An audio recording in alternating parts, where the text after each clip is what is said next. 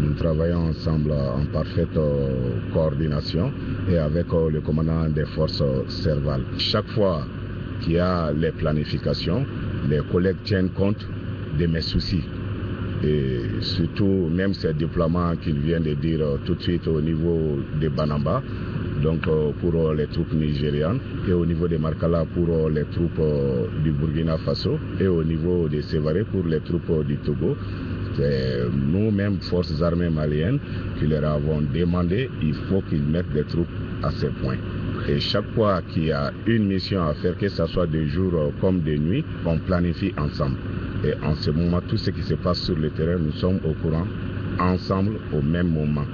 En deuxième lieu, c'est l'ambassadeur de la République fédérale du Nigeria qui a été reçu par le président de la République par intérim. Il était venu apporter son soutien indéfectible à notre pays. Le fait que les troupes de la CEDEAO viennent ici aider le Mali dans sa lutte, c'est comme venir aider un frère. Et ce qui touche à l'un d'entre nous, donc c'est comme ça touche à tout le monde. Et c'est les groupes qui se trouvent au nord, principalement le Moujao, à cause même de la signification du mot même, donc à l'intention d'étendre son islam à travers toute la sous-région. Le Nigeria est déjà devenu une victime. Donc le Nigeria fait face au même problème que l'on voit ici actuellement au Mali. Donc l'intervention de la CEDEAO, c'est venir sauver un pays, et se sauver elle-même des dévastations qui peuvent survenir dans de pareilles situations. Ces audiences rappellent une fois de plus le souci constant des pays amis décidés à sortir de notre pays de ce bourbier imposé par des terroristes. Retour de l'administration dans la localité de Djabali. Après la traque des djihadistes à Djabali et environnant, les populations vaquent librement à leur occupation. Le calme et la quiétude règnent dans les localités de Djabali, Dogofri et Sokolo. Le constat est fait par notre équipe de reportage de l'ORTM Ségou. Brahima Kone. Les populations du secteur de Djabali, jadis meurtries par l'attaque du 14 janvier 2013, retrouvent leur souffle d'antan. Elles vaquent librement à leurs occupations. Les services techniques ont repris le travail il y a une semaine. Nous sommes au groupe scolaire de Djabali. Il est 8 heures, les symboles de la reprise effective des cours sont perceptibles, même si certains enseignants ont encore la peur au ventre. Les activités scolaires ont repris le 21 janvier 2013. Après la reprise des cours, alors on constate encore des craintes, s'il faut dire la vérité. Mais la crainte là se trouve au niveau des enseignants. On essaie de reprendre le travail de la plus belle manière, mais toujours en attendant l'arrivée vraiment de nos partenaires. Donc, quant aux activités dans le village, que nouveau de l'école délégation, les écoles ont repris après le passage des djihadistes. La santé essaie aussi de reprendre. À Djabali comme à Dogofri, Sokolo et Kourouma, les activités scolaires, agricoles, commerciales et douanières sont bien menées. Tout le monde est là. Vous pouvez constater avec nous les agents des eaux et forêts. Et la gendarmerie aussi est au grand complet, quoi. La reprise est effective à Sokolo. Un dispositif sécuritaire inflexible est bien en place pour rassurer davantage les populations. Djabali est sécurisé.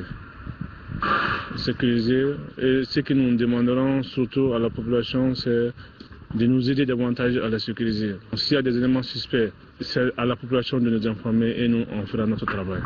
Le moins qu'on puisse dire, c'est que la traque des fanatiques déchaînés ou encore des soi-disant musulmans par nos forces armées de sécurité a donné un ouf de soulagement aux populations du secteur de Djabali et de toute la région de Ségou. Notre invité sur la ligne de front est l'honorable Assarid Ag Imbarkawan, deuxième vice-président de l'Assemblée nationale du Mali. Sans détour, l'élu de Gao met en cause la responsabilité totale du MNLA dans les atrocités, viols et amputations survenues dans les régions nord. Assarid est disponible au dialogue, mais au préalable, la justice doit être faite. Pour lui, pas de casque bleu au Mali avant la reconquête et l'élection. Il est au micro de Abbas Fambouri Traoré. Farid, vous êtes un élu des régions du Nord, mais quel regard vous portez sur cette guerre qui nous a été imposée? Le regard que j'ai par rapport à cette guerre, c'est que c'est une guerre tout à fait regrettable. Et vous l'avez dit vous-même, c'est une guerre qui nous a été imposée, non seulement par le MNLA, par Ansardine, par les Moujaou, et tout cela consolidé par l'AQMI. Tous ces gens-là nous sont venus de la région de Kidal pour venir atterrir à Gao et venir atterrir à Tombouctou. Donc c'est exactement ce que vous venez de dire, c'est que c'est une guerre qui a été imposée au peuple malien.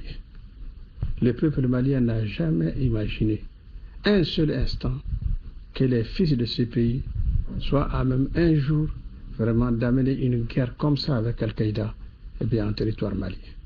Donc c'est une guerre tout à fait regrettable. Et ceux qui ont amené cette guerre-là chez nous vont les regretter amèrement. Honorable MNLA, Ansardine, AQMI, qu'est-ce que représentent ces mouvements à vos yeux? C'est le MNLA qui a été le cheval de Troie d'Ansardine, du Moujaou et de l'AQMI. Il faut que vous sachiez, il faut que l'opinion malienne sache que tout ce qui s'est passé à Tessalit, tout ce qui s'est passé à Baybara, tout ce qui s'est passé à Galhok, tout ce qui s'est passé à Gao, tout ce qui s'est passé à Tombouctou est le fait de l'ensemble de ces mouvements appuyés par l'AQMI, par AQMI au Maghreb islamique. Quand vous dites tout ce qui, savez-vous, faites allusion aux atrocités, aux viols, aux violences et de tout acabit? Je fais allusion à tout ce qui s'est passé dans le nord du Mali depuis le 17 janvier 2012. Tout ce qui s'est passé, c'est le fait de tout cet ensemble-là, de tous ces mouvements-là ensemble, unis. Ils sont venus ensemble. Ils se sont installés ensemble. Ils ont fait ce qu'ils veulent ensemble. Ils ont violé ensemble. Ils ont martyrisé ensemble. Ils ont pillé les outils de développement de ces régions-là ensemble. Donc tout ce qui s'est passé, ils l'ont fait ensemble. Ils l'ont fait ensemble. Mais, honorable, les gens pensent que au niveau du pays, que c'est plutôt une guerre Touareg. Est-ce que ça, vous le partagez? Je ne le partage pas du tout. Vous savez, j'ai toujours demandé, dans les milieux les plus officiels, qu'on ne passe pas tout le temps à dire sur tous les toits que la rébellion est des Touaregs. La rébellion n'est pas une rébellion Touareg. Elle n'est pas une rébellion arabe.